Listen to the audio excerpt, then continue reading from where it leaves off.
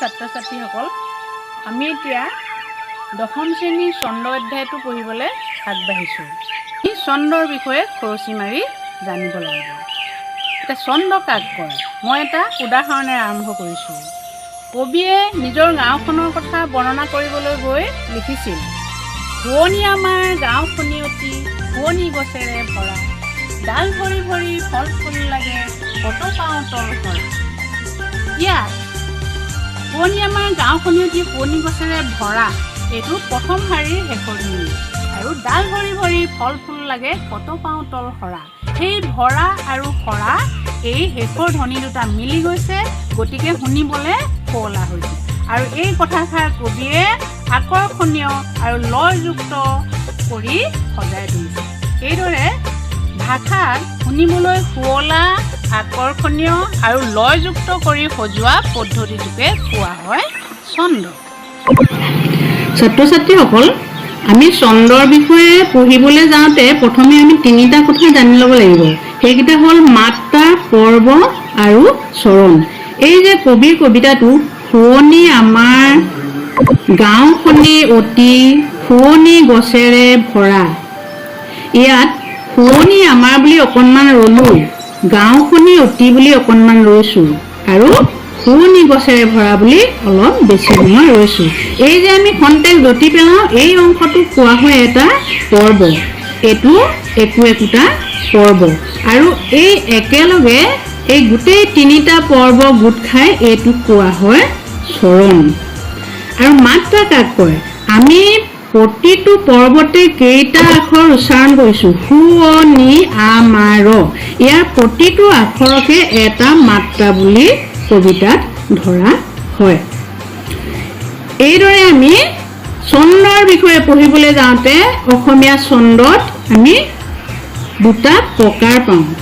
সেইকেইটা হ'ল মৃত্যাক্ষৰ ছন্দ আৰু অমৃত্যাক্ষৰ ছন্দ। মৃত্যাক্ষৰ ছন্দ কাক বোলে? আমি আগত দিয়া কবিতাটো শুৱনি আমাৰ গাঁওখনি অতি শুৱনি গছেৰে ভৰা, ডাল ভৰি ভৰি ফল ফুল লাগে কত পাওঁ তল সৰা।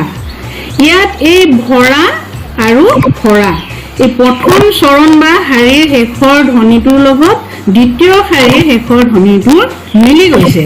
এই এনেকুৱা ছন্দকে কোৱা হয় মৃত্যাক্ষৰ ছন্দ।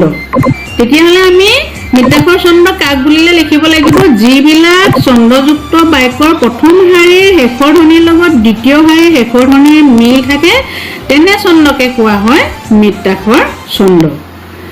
আনহাতে অমৃত্যাক্ষৰ ছন্দ, ইয়াত প্ৰথম শাৰীৰ শেষৰ ধ্বনিৰ লগত দ্বিতীয় শাৰীৰ শেষৰ ধ্বনি নিমিলে।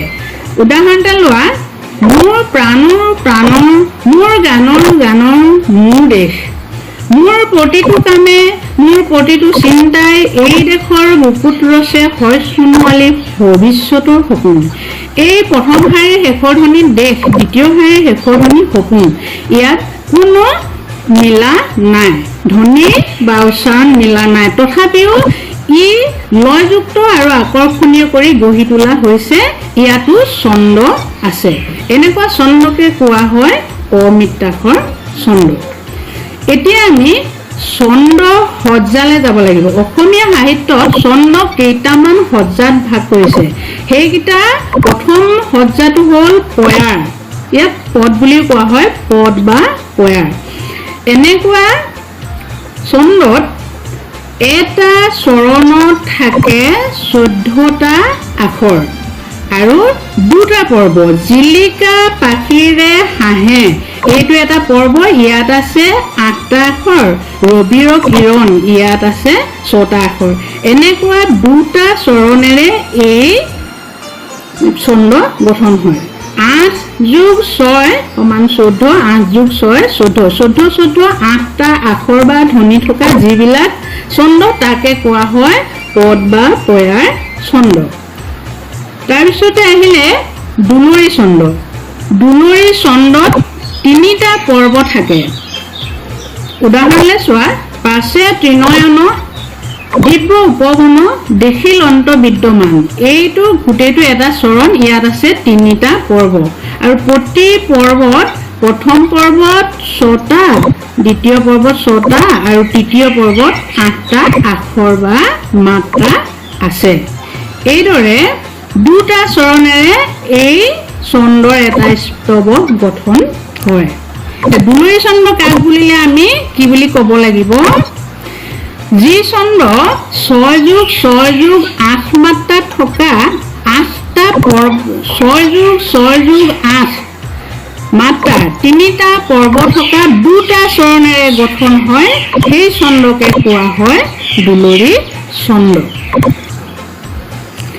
এইবাৰ আহিলে ছবি ছন্দ। ছবি ছন্দত আমি 3টা পৰ্বই পাওঁ এটা চৰণত আৰু প্ৰতিটো পৰ্বত থাকে 8 মাত্ৰা বা 8টা আখৰ।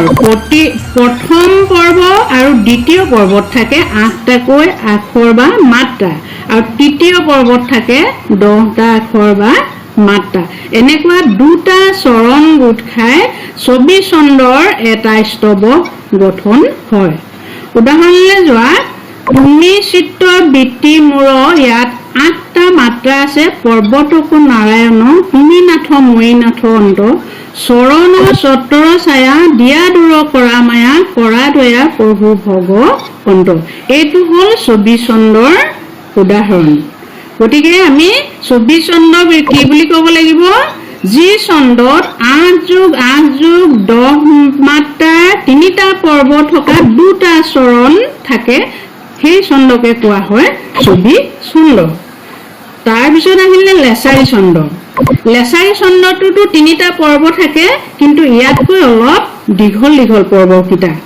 ব্ৰহ্ম আদি কৰি জীৱ যত, ৰাম ৰাম ৰাম ৰাম ৰাম। ইয়াত 10টা আখৰ বা মাত্ৰা আছে। এইটোতো 10টা আখৰ আছে। আৰু 3 নম্বৰ পৰ্বটোত মায়া সজ্জা মাজে আশ্ৰয় সুমতি যায়। ইয়াত আছে 14টা আখৰ। গতিকে আমি দেখিলো 10+10+14 মাত্ৰাৰ 3টা পৰ্ব থকা দুটা চৰণেৰে যিবিলাক ছন্দ গঠন হয় তাকে কোৱা হয় লেছাৰী ছন্দ। তাৰপিছত আহিলে ঝুমুৰা। ঝুমুৰা ছন্দৰ মাত্ৰা কম। পদ্মজেন ৰজনিত, সবে ভৈলা সংকুচিত। ইয়াত প্ৰতিটো চৰণত আছে 8 মাত্ৰাকৈ। 8 মাত্ৰাকৈ 4টা চৰণেৰে যিটো ছন্দ গঠন হয় তাকে কোৱা হয় ঝুমুৰা ছন্দ। তাৰপিছত আহিলে জোনা বা একাৱলী। ইয়াত থাকে প্ৰতিটো চৰণত 11টাকৈ আখৰ বা মাত্ৰা। উদাহৰণ চোৱা, কাৰ পৰশত ফুলিলি বান্ধৈ, অ মোৰ হাদৰি ফুলাম পাহি, চামলি পাতৰ উৰণি গুচাই, কাৰ ফালে চাই মাৰিলি হাঁহি। আমি হিচাপ কৰিলে পাম প্ৰতিটো শাৰীতে 11টাকৈ আখৰ থাকে। এইদৰে 11 মাত্ৰা থকা 4টা চৰণেৰে যিবোৰ ছন্দ গঠন হয় তাকে কোৱা হয় জোনা বা একাৱলী ছন্দ। তাৰপিছতে হস্ৰ জোনা বুলি আমি এটা পাওঁ, তাক দিগহাৰা বুলিও কোৱা হয়। এই ছন্দত 11 সলনি 10 মাত্ৰা থাকে, 10টাকৈ আখৰ থাকে। সপোনৰ প্ৰথম পুৱাত সাৰ পাই উঠিলো যেতিয়া, দেখিছিলো তোমাৰ ছবিটি জীৱনত প্ৰেমৰ অমিয়া। আমি হিচাপ কৰিলে পাম প্ৰতিটো শাৰীতে আছে 10টাকৈ আখৰ বা মাত্ৰা। এনেকুৱা ছন্দ কোৱা হয় হস্ৰ জোনা বা দিগহাৰা। আৰু আমাৰ শেষৰ ছন্দটো হ'ল কুসুম মালা। এই ছন্দত 4টা চৰণ থাকে, প্ৰতি চৰণত 6টাকৈ আখৰ থাকে। শংকৰদেৱৰ সাহিত্যত এইটো আমি বেছিকে পাওঁ। তুমি নিৰঞ্জন পাতক ভঞ্জন, দানৱ গঞ্জন গোপিকা ৰঞ্জন। প্ৰতিটো শাৰীতে আমি 6 মাত্ৰাকৈ পাইছো। এনেকুৱা ছন্দকে কোৱা হয় কুসুম মালা ছন্দ। ছাত্ৰীসকল, আজি তোমালোকে নিশ্চয় ছন্দৰ বিষয়ে কিছু আভাস পালা। আজিলৈ আমি ছন্দৰ বিষয়ে ইমানতে সামৰণি মাৰিছোঁ। পৰৱৰ্তী সময়ত আমি নতুন এটা পাঠ লৈ তোমালোকৰ লগ হ'ম।